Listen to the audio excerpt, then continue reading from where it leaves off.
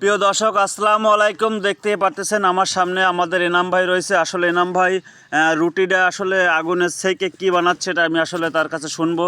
এনাম ভাই একটু জোরে বলো, তুমি এই রুটি দিয়ে কি বানাচ্ছ একটু বলো। আগুনে পোড়া দিয়ে চিকেন। আগুনে পোড়া দিয়ে চিকেন।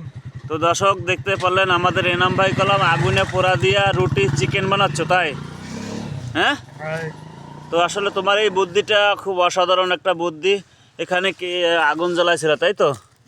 ও বাবা, যাই আগুনে পোড়া দিয়ে রুটি কখনো চিকেন হয় তা তো আমি শুনিনি কখনো। দেও এই হ্যাঁ? যে চিকেনের কেমন হয়েছে দেখি। ও বাবা, সেই সেই আসলে তুমি এই বুদ্ধিটা কোথায় পেলে একটু আমারে বলো। একজনে খেয়েছে। ও, একজনের শিয়াইছে। যাই হোক, তো ভিডিওটা ভালো লাগলে একটু শেয়ার করে দেবেন। আমার এই নাম্বারে এতটা বুদ্ধি, সে কলাম এই আগুন জ্বালাইছিল সেখানে আসলে তাপ দিয়ে রুটিটা চিকেন তন্দুরি করতেছে।